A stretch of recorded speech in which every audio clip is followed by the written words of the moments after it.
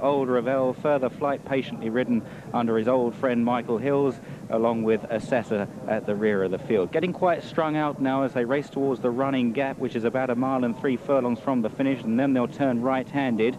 About to go through the ditch now, and it's What If We by about 3 lengths to Double Eclipse, a similar margin then to Keshin Sky. They make their only turn now and face up to the heath. In 4th place, Source of Light is giving Corey Nakatani a pretty hard time as they race towards the final 9 furlongs. What If We, the leader there in the spotted sleeve jacket, bowling along happily in front as they face up to the final mile. The SPs, Double Eclipse will go off 6-4, Further Flight 5-2 to notch up this 5-timer, Source of Light 9-2 and 14-1 bar. What If We then doing the donkey work to Double Eclipse in 2nd, and then out wide is Source of Light. And moving forward a bit now is Assessor. Keshin Sky tucked away the inside and getting quite competitive up front at 35 miles an hour. What If We joined by Double Eclipse and Source of Light. Assessor, the blue jacket, on the outside of Keshin Sky. Cufflink is behind these, a length and a half back in a pale blue colours. And then to Old Ravel, who's flat to the boards. And there's the grey, Further Flight, still in last place, weighted with for his strong finishing run. They head down towards the final 5 furlongs now, and up front Source of Light has come through to take over and goes on pretty readily by a couple of lengths to Double Eclipse. Here's Graham Good in the grandstand.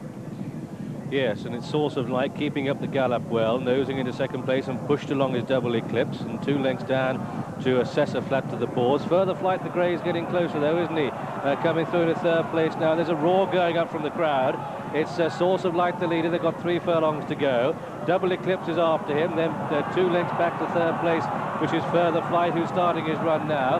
They come past the bushes. There goes Further Flight, going for this historic 5th win. They've got just over 2 furlongs to go. Double Eclipse back to the boards. Here comes Further Flight. Michael Hills on the outside has got the winning post in his sight. Don't rule out Cufflink, yellow cap on the inside, but Further Flight, look at him go. What a tremendous racehorse this is. A furlong to go in the Jockey Club Cup. A race that he's made his own. He's clear by 3. Double Eclipse rowing away. Cufflink is out of it. Assessor stays off the faces, but Further Flight comes home, takes his 5th Jockey Club Cup, his 21st win. Further Flight is the winner. A victory salute from Michael Hills, justifiably so. Assessor and Double Eclipse in a photo, 2nd and 3rd. Then came home Cufflink in the field trail back to Keshin Sky, who was last of all. This race is all about one horse. It's about Further Flight. He went off at 5-2, and in the colours of Mr. S. Winfield Digby, who bred this horse, he has landed his 21st win. Tremendous performance in this staying race. This is his 6th win, in fact, over 2 miles here at Newmarket, but his 5th in this Jockey Club Cup. And Michael Hills sees the initiative well over a furlong from home. He looks around there to see there's absolutely no danger. Double Eclipse, a little bit disappointing, given the positive ride by Tyrone Williams, with double sugar beaten in France. Eclipse is eclipsed today by this grand old campaigner, Further Flight. Age cannot wither, nor custom stale. That's what's called calling a cab.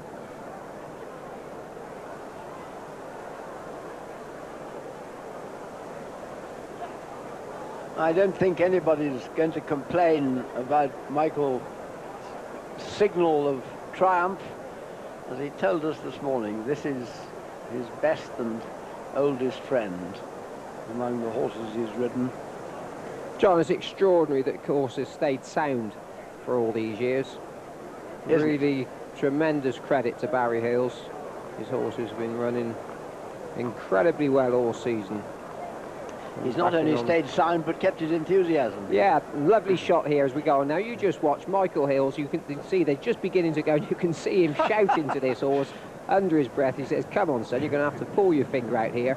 And to be fair, I think they went for home a little bit too soon, because a lot of these horses went there with every chance at the 2 furlong pole, and by the time they got with a furlong to run, well, they were all beginning to go backwards, and it was the old man of the field whose stamina saw him out. Assessor's run a smashing race, just beginning to get a little bit tired here. Then you'll see Richard Hughes sit still on him, and the old horse runs on again here.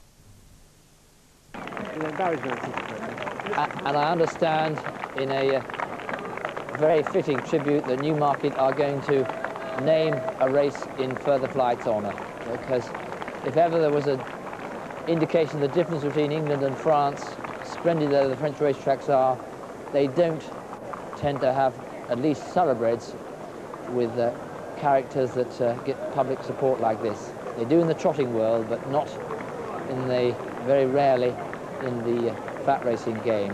And we are so lucky to have him and to have horses like this, because if you can't actually get involved with the characters, if it's only about betting, we'll all be eaten by the lottery. It is a genuine thank you from all of us to Further Flight.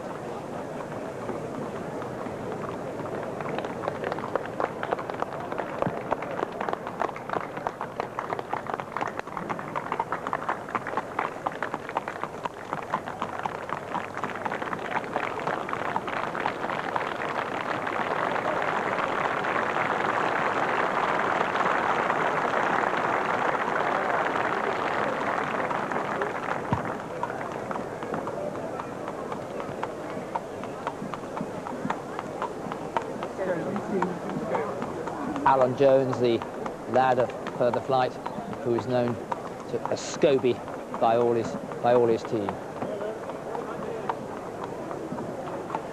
Sandy, I've known this little girl for a few years, and Mum, she came over earlier on. I tell you what, while we're here, Daddy should be out. Daddy's coming out now. Now then, what's your name? Sam, I know you're Sam. Come and sit round here with Uncle Derek. And where's Daddy? Come on, sit down here with... Here's Daddy. Come and join us, Dad. What do you think about that? Come on. He won. Pardon? He won again, didn't he? He won, he did. That grey horse won again. Is he your favourite horse champion. Now? I thought he might be. Come and sit down here with us.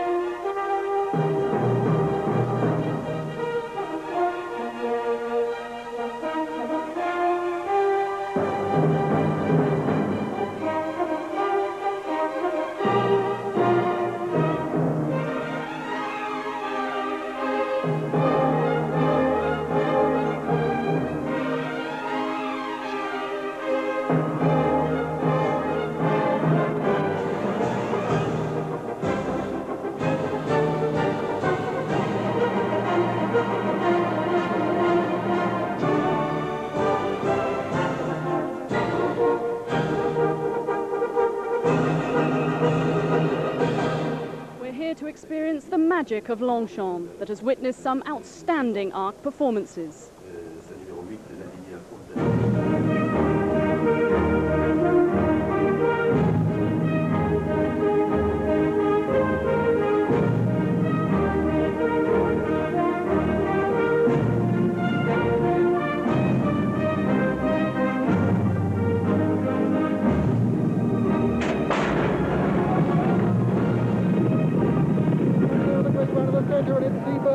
To take it up, it's Seabird on the wing, and Seabird swerving as he races up to the line, but he's being patted by Batlian, a great champion. Seabird's the winner.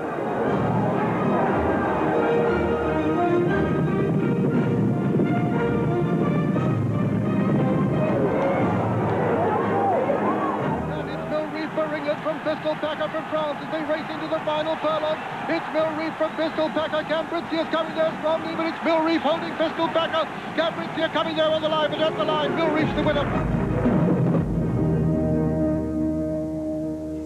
Good afternoon, welcome to Longchamp. Well, we were promised rain this afternoon, but I'm delighted to say that we've been bathed in sunshine for most of the day. It's just slightly overcast at the moment, but ideal conditions for the 30,000 spectators. And as for the course here at Longchamp, well, officially, the going is very soft. Well, now let's look ahead to the big race, the Arc, which holds so many memories for so many people, but probably none more so than BBC's own voice of racing, Peter O'Sullivan. Peter has been coming to Longchamp for the big race since the late 40s. And earlier this afternoon, I asked him to share some of his special memories. Well, I suppose, Sue, largely of early commentary days. 1955, 56, I had the privilege of commentating Ribot, the great Ribot, winning the Arc. 55, he won it 3 lengths, and I thought that was a marvellous performance. And the next year, he won 6. In those days, commentary was very fraught because one worked from the roof of the old grandstand, and it wasn't really contrived for that sort of intrusion. And it had a canvas top, and you had to stand with one leg on one strut and one on another, and remember not to move during the race. It was quite trying. 1954 was one of the very earliest, and In that one, a great friend of mine, Ray Johnston, the Australian, was riding a very much fancied horse called Seeker Boy, who badly needed soft ground. So he did everything possible, washed his car overnight and that sort of thing. Well, ultimately, the elements really overdid it. It just did not stop raining, and the course was a sea of mud. And Seeker Boy relished it, and he just glided over this ground like a hydrofoil on a benign sea. I mean, he was absolutely amazing the way he won. And the owner, Madame Cochery, had taught her African parrot to say, Seeker Boy has won. This was about a fortnight before the Arc. And of course, when he did win, the parrot got such an immense reception from everybody that he never said anything else for the rest of his life. And for about 15 years, I think she rather rued the day. He kept on saying, Seeker Boy has won, and nothing else. What about recently, which is, you know, the most impressive winner? Well, recently, I know it's not all that recent, but I think despite Rebo, the most impressive winner I ever saw and ever had once again the privilege of commentating was Seabird. That was in 1965. I enjoyed 68, commentating Vaguely Noble, because that was the year that my good little horse, Be Friendly, won the Prix de l'Abbé, so that was a particular joy. But they've all been exciting. It's a fantastic race. And another one in prospect today. Now, Lamtara trying to become only the second horse since Mill Reef to win the Derby, the King George, and now the Arc. How would you compare the two, or is it possible? Well, they certainly couldn't compare them as horses. They're very different horses, but I think this is potentially, without doubt, well, he's a star already, but he's potentially a very good horse. It just adds another dimension to an intriguing race, and that'd be great to see it, of course. Well, Peter mentioned that in 1968 his horse Be Friendly won the Prix de l'Abbé. Well, that is our first race this afternoon. Peter now takes us through the runners and riders. Thank you, Sue. Number 1 is Late Parade, ridden by John Reed, who rides Pure Grain, of course, in the big one. 2 is Mind Games, ridden by Willie Carson. 3, Cool Jazz, Mick Canaan, who rides Swain in the big one. 4 is Cherokee Rose, Cash Asmussen, who rides Luso. 5 is Evening Performance, ridden by Billy Newens. He'll be going into the stalls next to last, incidentally. 6 is Easy Option, ridden by Frankie Dettori, of course, the rider of Lamtara later. 7 is Hever Golf Rose, ridden by Jason Weaver. 8 is Lavinia Fontana, who like the soft, ridden by the Californian Corey Nakatini. 9 is Bunty Boo, ridden by Michael Hills. 10 is Million, who will be going into the stalls last, ridden by Michael Roberts, who rides Lando, the German hope later. 11 is Brutina, ridden by Thierry Toulier, who rides Carnegie, a former winner of the Arc, later in the afternoon. And 12 is With Fascination, the only 2-year-old, trying to become the first 2-year-old for 17 years to win this Prix de l'Abbé. And she's ridden by Olivier Pellier, who rides Freedom Cry in the big one. And here's how they bet. And this morning, Easy Option very well backed in England, down to 6-4. Here on the course, it's even money. That's 1-1, Cherokee Rose and Easy Option coupled. Then 3.1-1, Hever Golf Rose. 4.9-1 With Fascination. 8.6-1 Mind Games. 16.1-1 Cool Jazz. 16.5-1 Lavinia Fontana. 24.8-1 Milliant. 24.9-1 Brutina. 25.9-1 Evening Performance. 36.3-1 Bunty Boo, and 58.4-1 Late Parade.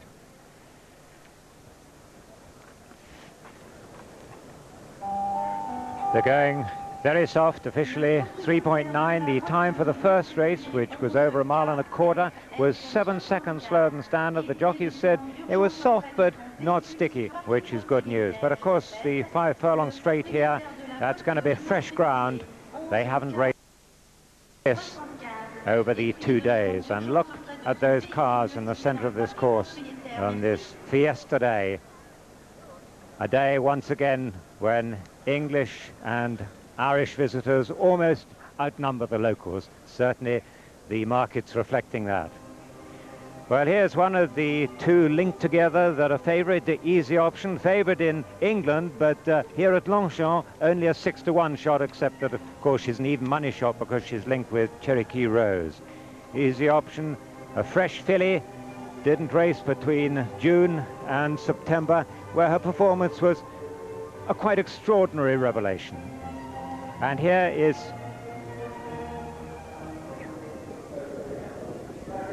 This is the stunning performance that she put up that day, tracking the two leaders there. But look at Walter Swinburne sitting up in the irons there until eventually he says go. And these were no mugs, these were useful animals, but when he said go, she's quickly gone 5-6 lengths clear.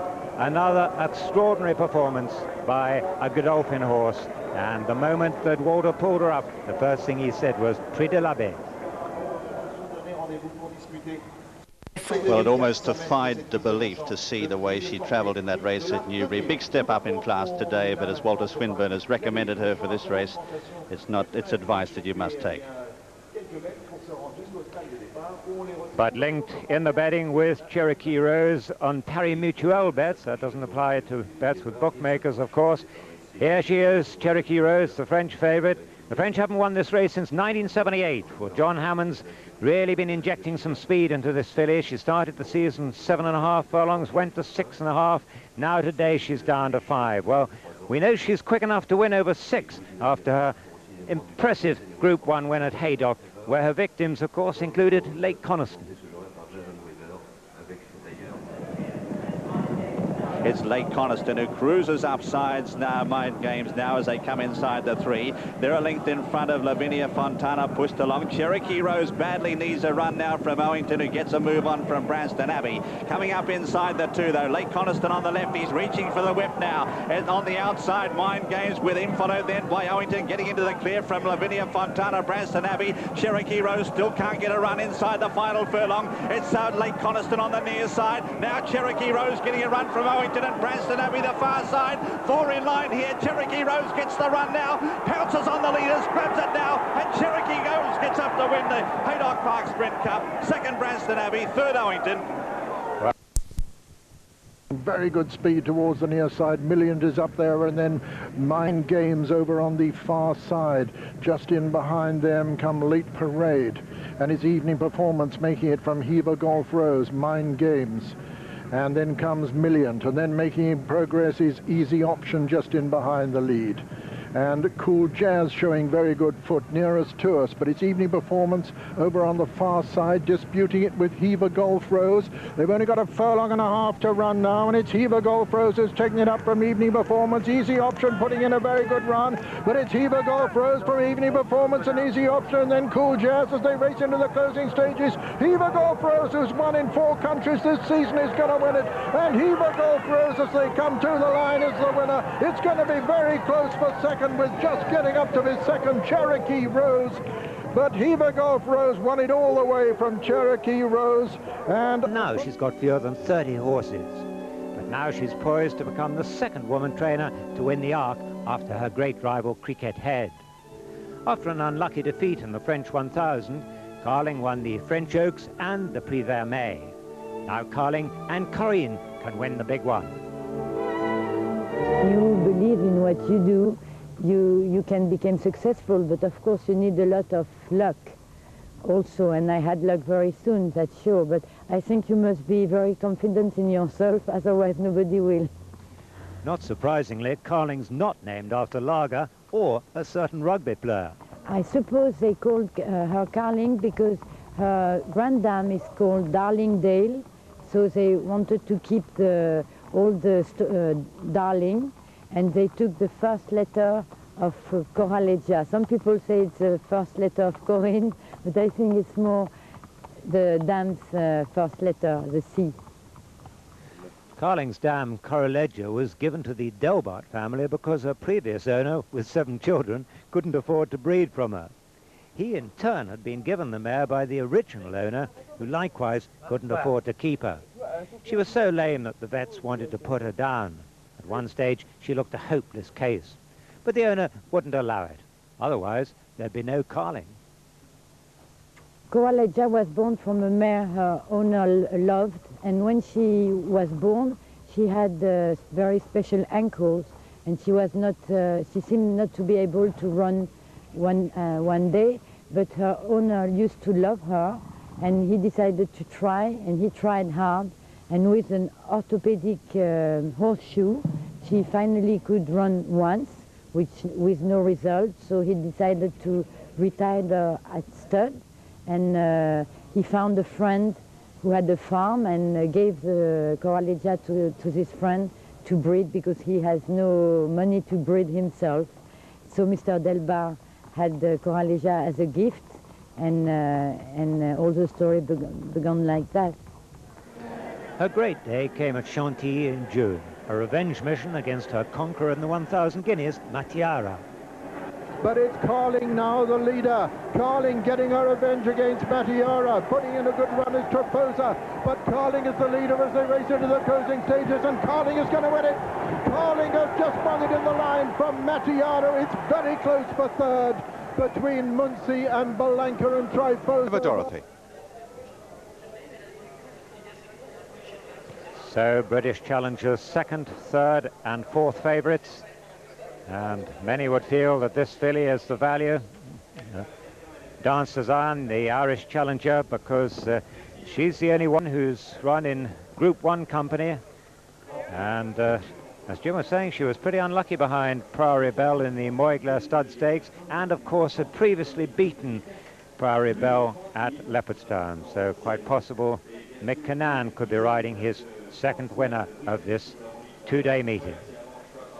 That's Tato Pom going forward there, number 5, Cash Asmussen, who rides Luso in the big one today. Should be up there most of the way. Dance Design just going forward for Mick Cannan, who'll be aboard Swain. These runners loading up on the far side of the course at the mile. Moody's Cat, trained by Barry Hills, in a red jacket with a white cap. Just see it on the far side there with a green diamond on the cap. Moody's Cat was quite a good winner last time, a gutsy winner, I thought, at Ascot, beating off the well-regarded Bright Heritage. They're going in quickly. Let's join Peter O'Sullivan. Yes, Miss Tahiti to go, and Blushing Gleam due into stall 6. And this is John Reed on Sea Spray. We don't actually see the start from the stands this time. They're behind the Petit Bois, but we shall be able to follow them. That's Blushing Gleam, the last in, and they're away. And Tato Pom, one of the first to show, with on the near side Clever Dorothy. And going on now is, for England, is Solar Crystal. Solar Crystal in the center, beginning to swing right hand. Solar Crystal nearest to us, the Irish challenger Dance Design as they swing right-handed. Solar Crystal the leader. Solar Crystal from Shake the Yoke, the favorite, who moves into second. Then comes Moody's Cat in third. Dance Design a very close 4. On the inside then is Caribbean Quest. Just behind Caribbean Quest is Wedding Gift. And Sea Spray finding it difficult to keep tabs on them at the moment, with Tato Pom, one of the back markers, with Clever Dorothy also, and Sea Crystal and Willie Ryan making it. From Shake the Yoke in second, Moody's Cat, and then comes Dance Design as they run downhill and into the home turn now. And it's Solar Crystal, the leader, from Shake the Yoke, the favorite, then Dance Design towards the right of the picture, the sheepskin noseband, Mick Cannan. Just in behind them, Blushing Green is making progress all the time, and so on the outside is Clever Dorothy. And it's Shake the Yoke now who comes to challenge and take it up from Clever Crystal, and here comes Miss Tahiti on the near side, and it's Miss Tahiti who's come to take it up now as they run into the closing stages. Miss Tahiti is going to win it at the line. Miss Tahiti is the winner. Shake the Yoke is second, and third is Solar Crystal, with fourth Dance Design. That's the 1, 2, 3, 4 in this £95,000 to the winner, Prix Marcel Boussac. A triumph for Dan Wildenstein, who's doubly represented in the Arc de Triomphe, and for André Fabre and Olivier Pellier, who of course rides Freedom Cry in these colours in the big one. And the result of the Prix Marcel Boussac: first, number 11, Miss Tahiti, owned by Mr. Daniel Wildenstein, who last won this in 1972 with Allez France, trained by André Fabre and ridden by Olivier Pellier. Second, number 3, Shake the Yoke, owned by Mr. Serge Brunswick, trained by Elie Lelouch and ridden by Dominique Boeuf, who rides Gunboat Diplomacy, for Daniel Wildenstein in the big one. And third is number 7, Solar Crystal, owned by Mr. Michael Poland, trained by Henry Cecil and ridden by Willie Round. What a good win by this progressive filly, who's come from off the pace here. A strong pace set by Solar Crystal. The favourite was always in a good position, one off the rails there, Shake the Yoke. Sea Spray was always struggling, never looked like getting in a blow. At halfway it looked as though the Irish filly Dance Design would have a really big chance, but you look behind to see Olivier Pellier looking for room on the eventual winner, Miss Tahiti, which eventually came for him as he rode his second winner of the day. But halfway up the straight he still had plenty of running to do. And this filly too is turning the tables on Shake the Yoke, who was sent off the favourite. Shake the Yoke, one with a red cap. Miss Tahiti tracking her today. She gets an opening, a big opening as well. And there you see the rather large whip being used by Olivier Pellier in the concluding stages. Moves up now on the outside. The one with the red cap is Shake the Yoke. In behind them is Solar Crystal, who tried to make every yard. And behind them in fourth is Dance Design. But Miss Tahiti turning the tables this afternoon on Shake the Yoke and relishing the conditions and coming very late to do so. L'allure sélective de la course a dû beaucoup la servir. Oui, beaucoup. La dernière fois, on n'avait pas été très vite. Elle est un peu prise au démarrage. Yes, brilliant riding by Olivier Pellier, who really got after this tough filly, who's handled the ground, stayed on spectacularly well. A terrific run by Solar Crystal, who could only snatch third place in this valuable Group 1 race. But this is very difficult ground for horses to quicken in. We only saw one animal yesterday, Russian Snows, quicken in this sticky ground, this soft ground. And this filly has quickened well, but she's had a tough race to win, and she's proved to be a very, very tough person indeed. This daughter of Tyrol, another one well suited by the ground, by Tyrol out of a Luthier mare. Number 10, Blushing Green, the fourth horse. On va les retrouver maintenant dans le tournant. On aborde la descente et c'est Solar Crystal qui s'est porté au commandement. Caribbean Quest est revenu en bonne position. When Allez France won this Marcel Boussac in 1972 in the Daniel Wildenstein colours, she went on a couple of years later to win the Prix de l'Arc de Triomphe as a 4-year-old.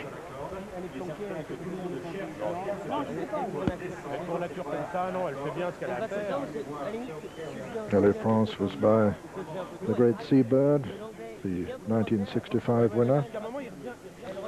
And she was the regular partner of Yves Saint-Martin, one of the outstanding jockeys of the French turf.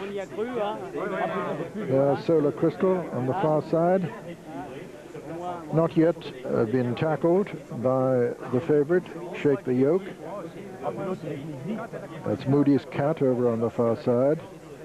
Dance Design in third, and as they come in to the winner's circle, Miss Tahiti following Caribbean Quest.